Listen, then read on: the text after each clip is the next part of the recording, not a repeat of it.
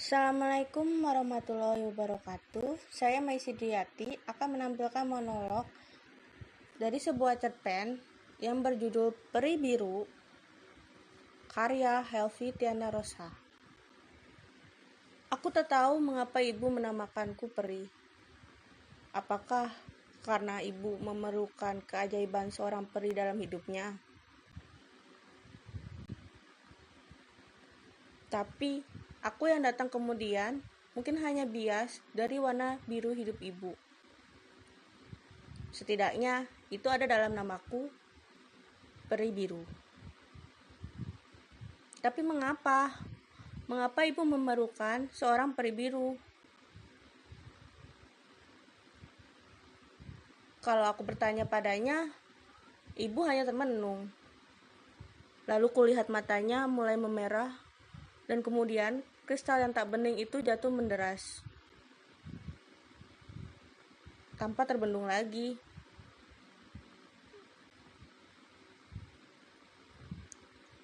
Setidaknya 3 hari 3 malam, ibu tak akan sudi bicara apapun. Mungkinkah luka nganga itu tentang ayah? Kau tak punya ayah, Peri. Tak akan pernah punya. Ketambah suatu hari ketika aku selesai SD. Tapi itu tak mungkin, Mbah. Semua orang punya ayah.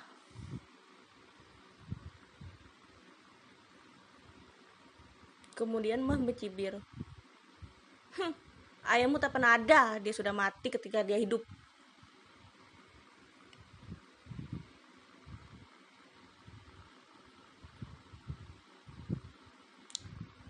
Aku hanya bisa mendengar desas-desus orang sekampung. Mereka bilang, saat tinggal suaminya bekerja di Malaysia, ibu diperkosa beberapa pemuda tak dikenal sepulang dari ladang. Ibu pun hamil, dan para pemuda itu tak pernah lagi kelihatan batang hidungnya.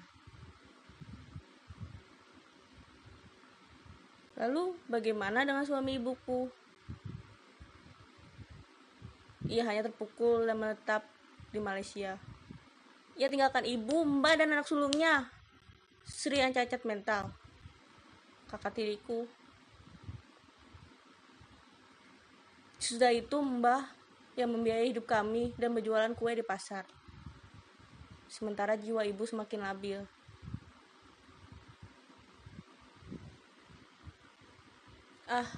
Aku peri biru, dan aku memang tak pernah menangis. Juga saat melalui semua lorong duka itu, dan mungkin berbagai lorong nanah yang menanti di masa depan. Sebagai peri, aku bahkan tak bisa mengubah semua luka. Aku hanya menuliskannya.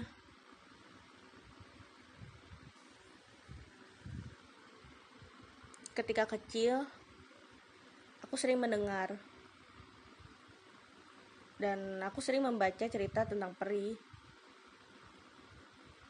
Tapi mungkin hanya aku peri yang suka membaca dan menulis, terutama dengan menulis. Aku melukis semua penderitaan yang menghinggapi hidup ini.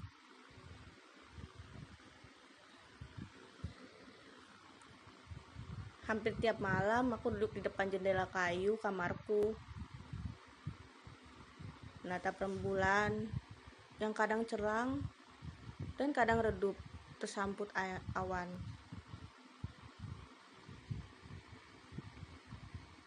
Hanya dengan penerangan seadanya, aku pun menuliskan semua rasa gelisah yang mendenyuti nuraniku. 10 buku tipis yang kubeli di warung tetangga telah penuh dengan coretanku.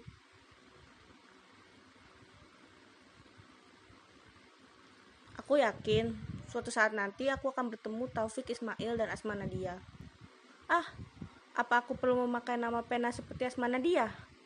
Kurasa nama Peri Biru sudah cukup bagus. Bekerjalah, Peri. Mbah selalu memecahkan lamunanku. Bekerjalah apa saja. Kaulah tumpuan hidup kami kelak. Rasanya Mbak tak mampu lagi membiayai hidup kalian.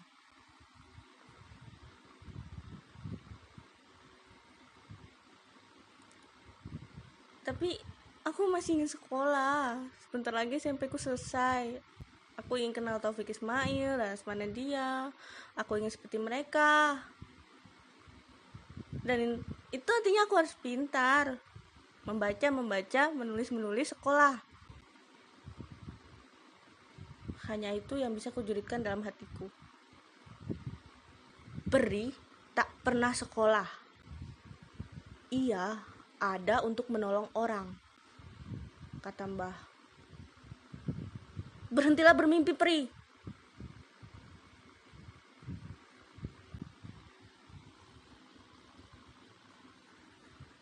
Mengapa berhenti mimpi?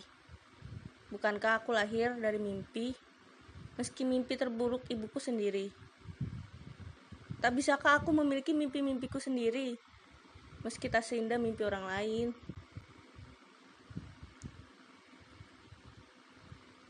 Seperti gelombang yang terkadang menerjang, sekoyong-sekoyong Mbak sakit, dan aku benar-benar putus sekolah.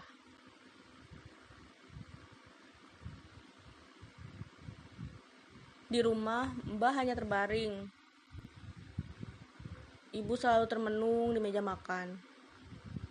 Dan di atas tempat tidur kayu tak berkasur, Mbak Sri menatapku dengan pandangan yang tak pernah aku mengerti. Kadang susah payah ia berbicara padaku, sambil menggerak-gerakkan kepalanya.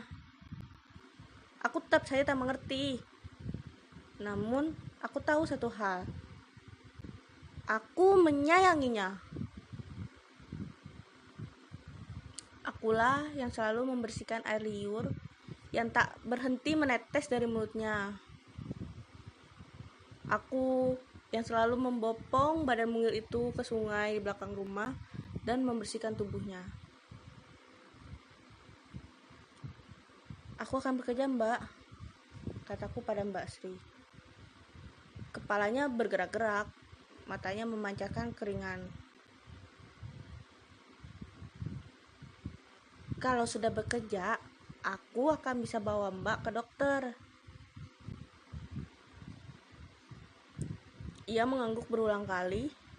Air liurnya kembali menetes. Tiba-tiba, tangannya diangkat dan digerak-gerakkan seperti orang yang memegang pena dan ingin menulis sesuatu.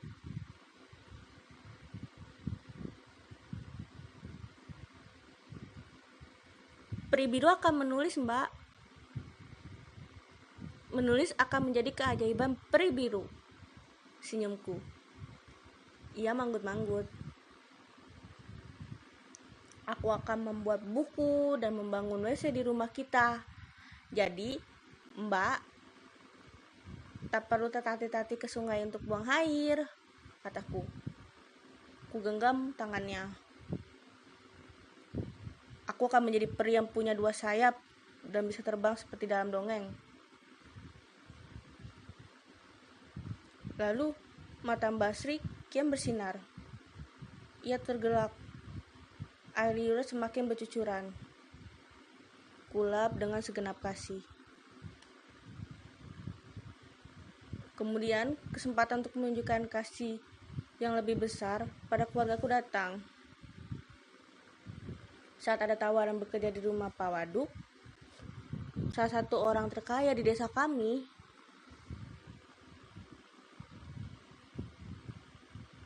istri Pak Waduk konon sudah 4. Namun, kelingan genitnya selalu mengikuti kemana wajah ini kupalingkan. Sedang Bu Waduk 2, nyonya majikanku, adalah seorang yang terus-terusan membicara dengan mengeluarkan nada-nada tinggi plus 3 kata pasti. Ah, ih, apalagi padaku. Bibirnya selalu maju beberapa sentimeter dari yang biasa ditampakkan semua perempuan di desa kami. Anak Pak Waduk dari Bu Waduk 2 ada 4. Semuanya sudah remaja dan sangat sibuk. Tak satu pun dari keempat yang ingat namaku. Mereka semua memanggilku perih.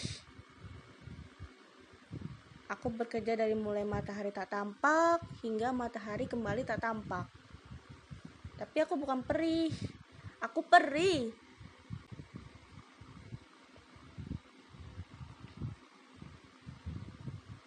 Di tengah-tengah pekerjaan, aku mencoba untuk tetap menggenggam pena. Bu Waduk 2 pernah tertawa sinis melihat saat menyapu dan mengepel pun pena tetap ada di kantong bajuku. Perih, kamu ini lebih kantoran ya dari orang kantoran. Mana ada orang nyapu ngepel bawa pulpen, dasar sableng, serunya. Aku tak mengubis, hanya memelihara senyum seorang peri. Aku juga selalu menyempatkan diri membeli buku tipis di warung yang dulu. Pada buku ke-12, aku mulai terpikir untuk menovelkan diri. Kehidupan dan mimpi-mimpi yang terpena berhenti mengejarku itu. Saya ingin menulis buku, Bu, ujarku pada Bu Waduk 2. Saat ia kembali menegur melihat pena yang selalu menjembul dari kantong bajuku. Apa aku tak salah dengar? Seumur hidup, aku tak pernah mendengar seorang pembantu menulis buku. Apalagi sekolah saya tak tamat. Jangan bermimpi, peri. Nanti kamu bisa tambah peri, katanya seraya cekikan. Aku gak peduli. Aku terus menulis, meskipun harus memakai waktu tidurku. Kadang ku terjemahkan air mata di atas kertas. Kutafsirkan kegalauan, alauan, dan cicak di sudut gudang yang merangkap kamarku. Aku merasa menulis memanglah kegiatan peri, karena selalu menerbitkan keajaiban dalam diriku. Tak peduli siapa aku sebenarnya, dan dari mana aku berasal. Menulis membuatku tak lagi bersesak napas saat mengingat ibu, mbah, dan Mbak Sri.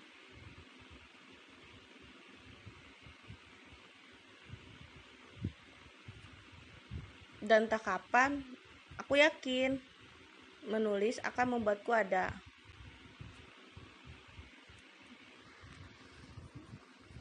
Mungkin menulis akan membuatku memiliki sayap sendiri.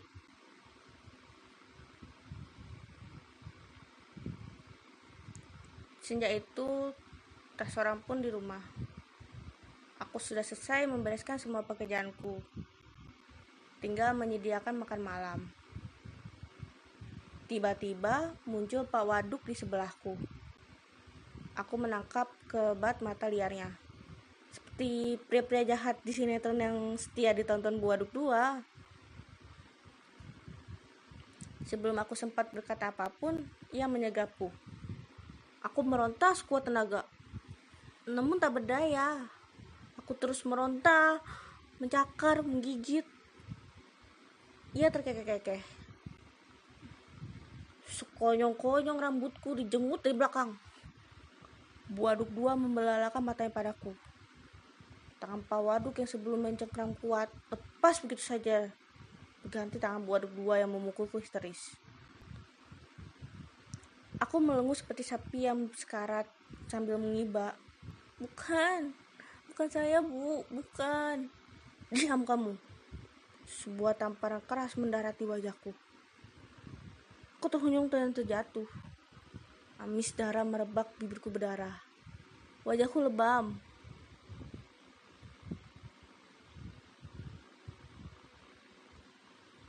Sejak saat itu, aku tak pernah lagi menginjakkan kaki di rumah itu. Sesuatu dalam diriku meluap setiap kali mengingat perlakuan suami istriku kepadaku. Namun, saat di rumah, ibu dan mbah selalu melemparkan pertanyaan sama. Kapan kamu bekerja lagi, Peri? Aku hanya bisa terdiam. Aku mau sekolah. Aku ingin menulis. Aku ingin meninggalkan jejakku yang nyata, jejak yang wangi, dan tak dipandang sebelah mata. Tapi kapan? Aku terus menulis. Aku akan menulis agar aku memiliki sayap kelap, seperti para peri dalam dongeng. Anaknya Pak Tajo kerja jadi pembantu di luar negeri, uangnya banyak sekali, kata Mbah, mengusir lamunanku lagi. Mbok ya, kamu juga mencoba seperti dia.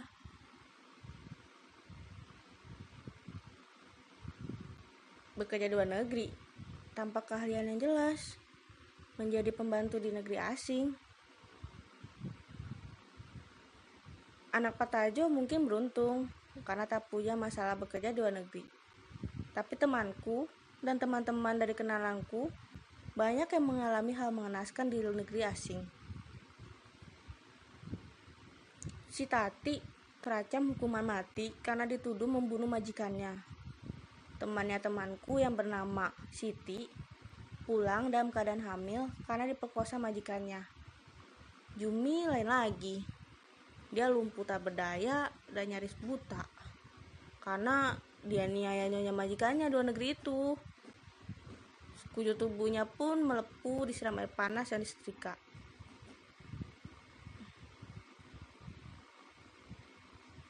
Sesuatu yang tak sanggup aku bayangkan. Sementara Suci sudah tak suci lagi karena ditipu oleh agen kerjanya dan dipaksa jadi pelacur di negeri jiran. Ya Allah, aku ingin menangis dalam semua kepedihan bertubi-tubi itu. Apa orang seperti kami tak lagi dianggap manusia dimanapun kami berada?